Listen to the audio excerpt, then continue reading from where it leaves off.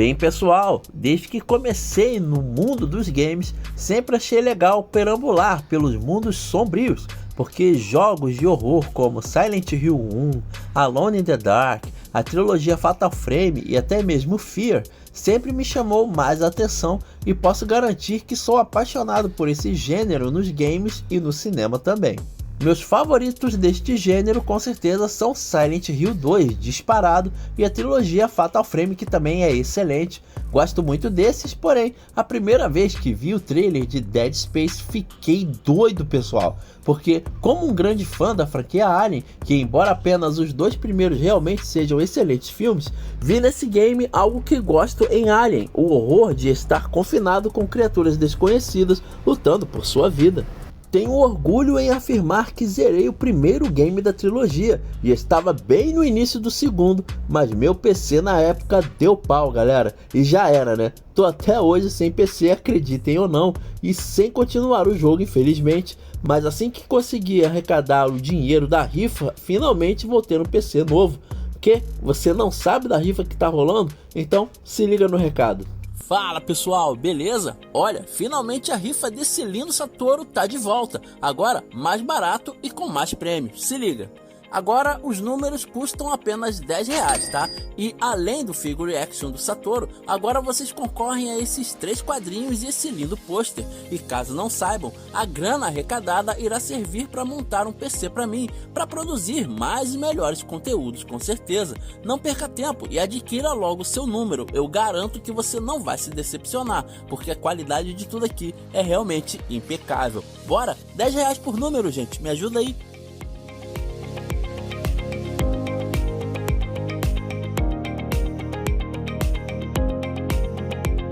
Pois é, galera, se for possível me ajudar a alcançar essa conquista, vou ficar feliz pra caramba e com certeza muito agradecido também, porque realmente estou precisando, pessoal. Sua ajuda vai ser muito bem-vinda, pode ter certeza, tá?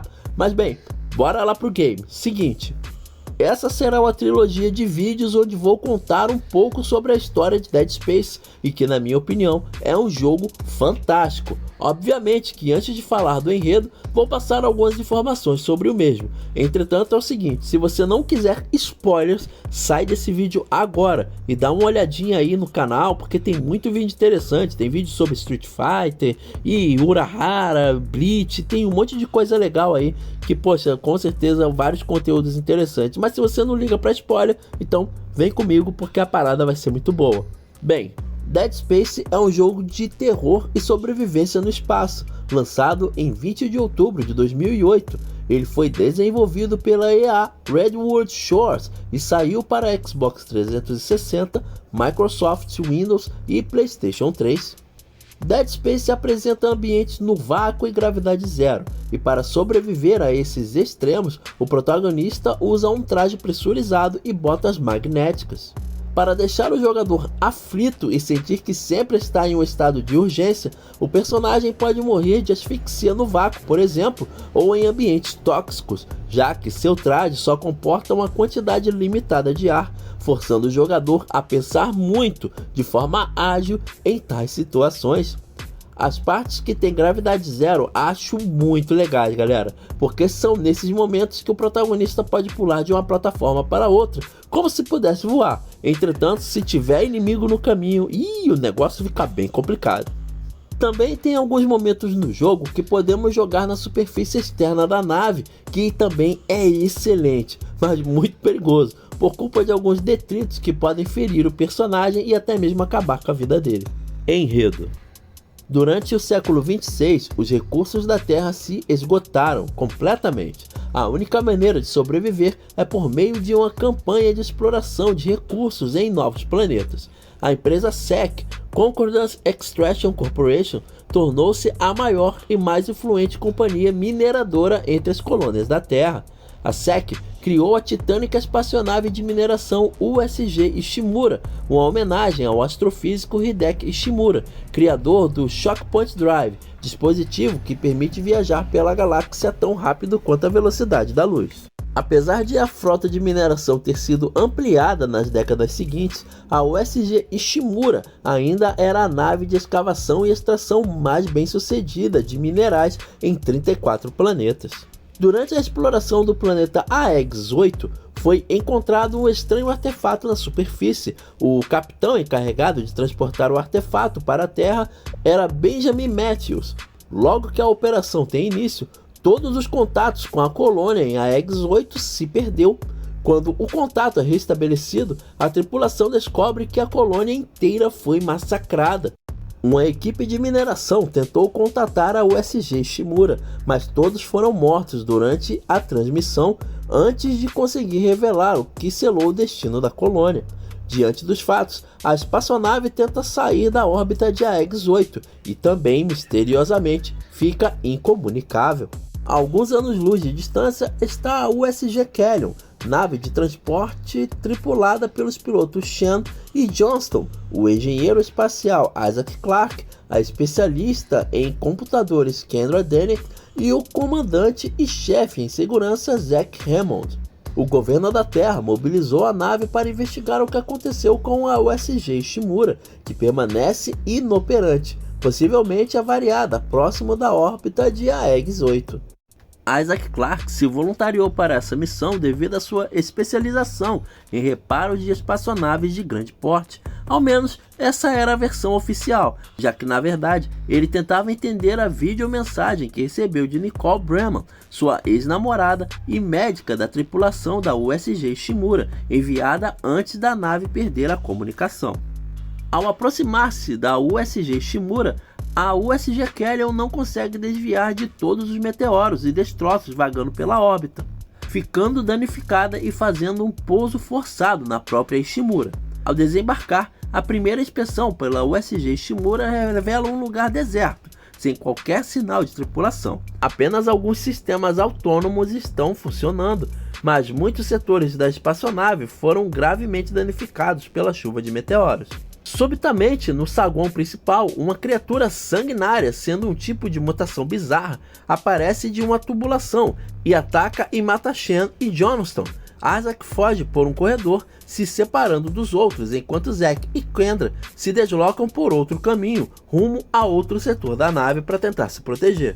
A fuga revela indícios de uma carnificina, manchas de sangue e destruição são vistos por todos os lados, não há sinais de que alguém sobreviveu. A prioridade é reativar o sistema principal e Isaac conta com a ajuda de Kendra e Zack, que ainda conseguem manter o comunicador de vídeo ativado. Logo, os sobreviventes descobrem que a USG Ishimura está infestada de aberrações e que os níveis de oxigênio estão caindo. Isaac é orientado a consertar os sistemas, mas primeiro tenta reparar a USG Kellion, mas é atacado antes mesmo de começar. O hangar explode, eliminando uma das únicas possibilidades de fuga. Zack promete ajudar Isaac a procurar por Nicole, mas por enquanto, sobreviver é prioridade. Durante a incursão pela monstruosa espaçonave, diários e arquivos de áudio são encontrados pelo caminho e começam a dar forma ao quebra-cabeça misterioso referente ao que aconteceu no local. Encoberto por uma operação ilegal de mineração, o capitão da nave, mitologista fervoroso, foi ordenado a recuperar um artefato religioso chamado de The Marker e a Aegis-8, que pertence à Igreja da Unitologia, uma religião muito presente a bordo na nave e muito influente na Terra. A Unitologia é religião baseada na ideologia científica difundida por Michael Altman, cientista envolvido em projetos secretos e responsável por tentar decifrar o Marker, uma rocha adornada com símbolos nunca vistos antes. Unitologistas fervorosos alegam que Altman foi morto em uma conspiração do governo terrestre para abafar a existência do artefato e da vida alienígena. Marker foi descoberto acidentalmente por colonizadores e apenas o capitão e alguns poucos membros da tripulação sabiam que ele estava escondido neste planeta. Quando o Marker chegou na colônia, houve uma intensa histeria entre os habitantes desta, seguidas de violência e morte. Houve alucinações entre os mineradores, fazendo com que matassem uns aos outros. Ao final da primeira onda de violência, a histeria parecia ter sido controlada e a operação de mineração do Aegis-8 recomeçou uma semana depois. foi quando o gerador de força da colônia foi desligado e o organismo alienígena se manifestou no local, infectando os corpos dos mortos e os transformando em necromorfos, aberrações alienígenas com capacidade de matar e contaminar corpos, o que originou a infestação mutante. Para evitar que a praga se espalhasse, o Capitão Matthews cortou todo o tráfego e a comunicação entre a USG Shimura e a colônia de Aegis-8. Foi quando o Dr. Terence Kyne, chefe do Departamento de Ciência, percebeu que o capitão havia perdido a racionalidade e impôs a lei da navegação e da responsabilidade, alegando que o capitão havia ignorado o rígido protocolo de suas obrigações. Na verdade, Matthews já não se comportava como capitão, mas como um fanático religioso, esbravejando sobre heresia. O capitão foi morto pelo Dr. Kyne acidentalmente durante a aplicação de um sedativo. A contaminação da USG Shimura ocorreu quando um sobrevivente do Aegis-8 fugiu antes do isolamento e aportou com uma nave de fuga na Shimura, pois, sem saber, ele trouxe um necromorfo que estava escondido na sua nave. Este usou os tubos de ventilação para se locomover. Foi questão de horas para que praticamente toda a tripulação fosse morta, instantes antes da queda da USG Kellion, a nave em que se encontra Isaac Clarke. Mesmo diante de tantas informações, Isaac ainda não conseguia entender algumas coisas, e Kendra confessa que suspeita que Zack possa estar mentindo quanto ao seu conhecimento de maiores detalhes sobre o Marker. Pouco depois, Kendra desaparece sem deixar vestígios. Para surpresa do engenheiro espacial, Nicole está viva e entra em contato com ele, ainda que por rádio. Ela parece agir estranhamente, mas tenta ajudar Isaac, que consegue reparar os danos críticos do sistema da nave. Graças a isso, um rastreador de resgate foi enviado, atraindo a atenção da nave militar USM Valor, que resgatou um pod de fuga enviado por Zack. Curiosamente, a USM Valor parecia saber com o que estava lidando e carregava um pesado arsenal, mas não foi o suficiente para evitar sua destruição, causada por um necromorfo que veio oculto no pod de fuga. Apesar da tragédia, Zack descobre e prova a Isaac que a USG Shimura deveria ser destruída e a USM Valor estaria encarregada da missão, levando-o a suspeitar que alguém fora de Aegis-8 sabia da ameaça alienígena. Sem muitas opções, Isaac e Zack reativam o núcleo da força da USM Valor para iniciar os reparos de uma nave de fuga. Porém, no processo, um necromorfo mata Zack. Mais tarde, um contato inesperado do Dr. Kyne, que também sobreviveu à infestação, pede urgentemente para que o Marker seja devolvido ao planeta Aegis-8. Ele revela o que a mineração no planeta causou, abriu uma passagem no solo para a monstruosa criatura chamada Hive Mind, que espalhou a contaminação, reanimando corpos aleatoriamente. O Dr. Kyne acredita que Marker funciona como um inibidor, capaz de manter a criatura adormecida e fazer com que todos os necromorfos entrem em hibernação. O Doutor auxilia Isaac a depositar o artefato em uma nave exploratória, mas é assassinado por Kendra, que revela sua verdadeira identidade. Ela é uma agente secreta do governo, com instruções explícitas de tomar o Marker e conduzi-lo a seus superiores. O artefato, na verdade, é uma cópia de engenharia reversa do outro Marker, encontrado na Terra, e foi plantado em Aegis-8 pelo governo há centenas de anos para descobrir os seus efeitos. Os cientistas descobriram que a camada que cobre o Marker é de fato um código de DNA para criar a infecção necromorfo.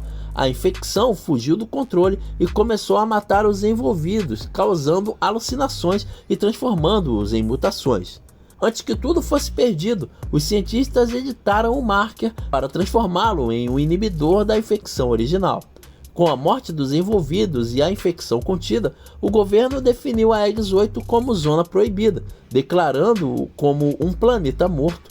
Porém, anos depois, por ordem da SEC, em conjunto com o próprio governo, a USG Shimura foi enviada para reaver o artefato e apagar qualquer evidência da história passada. Quando tudo saiu de controle, o plano de emergência foi ativado. Usaram a USM Valor para destruir tudo, gerando a condição atual. Kendra leva a nave exploratória oriunda da USG Shimura com o artefato e abandona Isaac na Shimura. é quando Nicole reaparece na câmara de controle da doca e o ajuda a trazer a nave de volta remotamente, obrigando Kendra a escapar de mãos vazias em um pódio de fuga. Isaac toma posse do marker e consegue uma nave que usa para desembarcar em AEGS-8, perto da região da escavação. Com muito trabalho, o artefato é depositado no local de onde foi retirado, e aos poucos a criatura Hive Mind volta a adormecer. Mas o perigo ainda não passou completamente. O sistema de gravidade artificial do planeta foi comprometido, gerando uma fissura superficial por quilômetros. A AEGS-8 entra em colapso e um gigantesco pedaço do planeta, outrora extraído pela USG Shimura, está caindo como um meteoro na direção do planeta. Isaac se apressa em voltar para a nave, mas Kendra reaparece e o aprisiona em uma câmara de contenção. Além de pegar o marker, ela exibe o vídeo completo da mensagem de Nicole. Em desespero, a jovem informa que é crucial levar o artefato de volta a AEGS-8. Em suas últimas palavras, ela declara seu amor a Isaac, terminando por aplicar uma injeção letal em si mesma. O suicídio parecia a única saída para não sofrer como todos os outros tripulantes da USG Shimura. Kendra coloca o artefato na nave, o monstro termina por matá-la na doca de embarque, deixando Isaac diante de um grande problema. Ele enfrenta o monstro e consegue neutralizá-lo a tempo suficiente para embarcar na nave e deixar a AEGS-8, escapando por um triz da colisão. O pesadelo parece ter chegado ao fim. Depois de tanta adrenalina, finalmente Isaac consegue expressar sua tristeza por saber que sua amada morreu antes mesmo do caos se espalhar por toda a USG Shimura. Ele tenta ver a mensagem mais uma vez, até que se atenta a um pequeno detalhe. Nicole havia feito aquele vídeo dentro da câmara de transmissão desta mesma nave que Isaac está escapando, sendo que Nicole ajuda Isaac em muitos momentos do jogo, mas como poderia se ela morreu antes de Isaac chegar a desembarcar na USG Shimura? Fica então subentendido que o próprio Isaac, em algum ponto da história, começou a sofrer com as alucinações causadas pelo marker.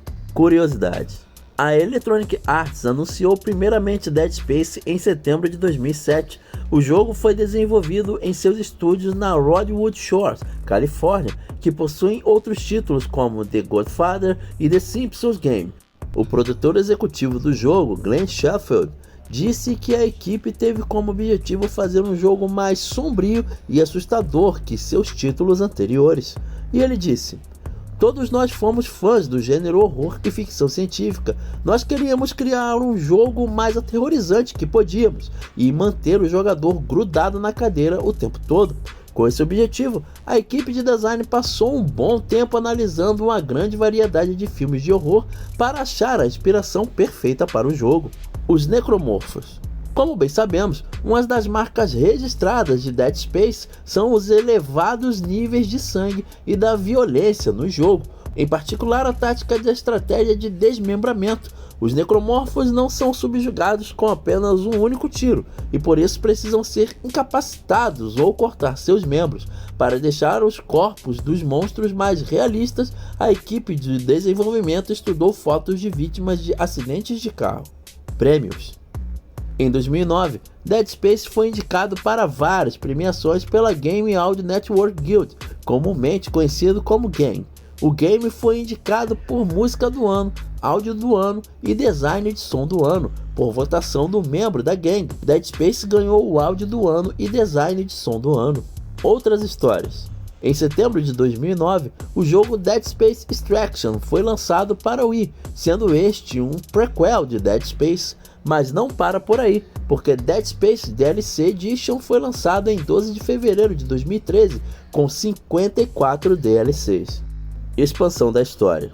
Dead Space Dawnfall é um filme animado que serve de prequel para o primeiro Dead Space. Dead Space Aftermath é um filme animado ocorrendo depois dos acontecimentos de Dead Space 1 e é uma prequela de Dead Space 2. Em 24 de julho de 2009, foi revelado que a Electronic Arts estava trabalhando com o diretor DJ Caruso em um live action baseado no jogo. Porém, estamos quase em 2025 e nada desse live action. Existe um quadrinho que é um prequel de Dead Space 1 chamado Extraction, que foi lançado com o mesmo nome. Dead Space Martyr é mais uma prequela lançada em 20 de julho de 2010 por Tor Books e Visceral Games. A história dá novas informações sobre a Igreja da Unitologia e sobre o descobrimento do Black Marker. De acordo com o comunicado à imprensa, o personagem principal do livro é um geofísico chamado Michael Altman, fundador da Igreja da Unitologia, que fez a descoberta-chave para o que leva ao início de Dead Space. Remake. Em 27 de janeiro de 2023, foi lançado um remake do primeiro Dead Space, e algo muito legal nessa nova versão é que o remake foi reformulado do zero, com áudio aprimorado e visuais nítidos e angustiantes, que foram cuidadosamente repaginados para dar um novo nível de imersão e qualidade ao game, sendo realmente bem assustador. Pessoal, o que acharam desse vídeo? Gostaram? Já jogaram Dead Space? Curtem esse gênero de jogo? Manda aqui nos comentários, porque eu quero realmente saber. E se curtiu o conteúdo, se inscreve no canal e ativa as notificações. Até o próximo vídeo de Dead Space, hein? Aguardo você!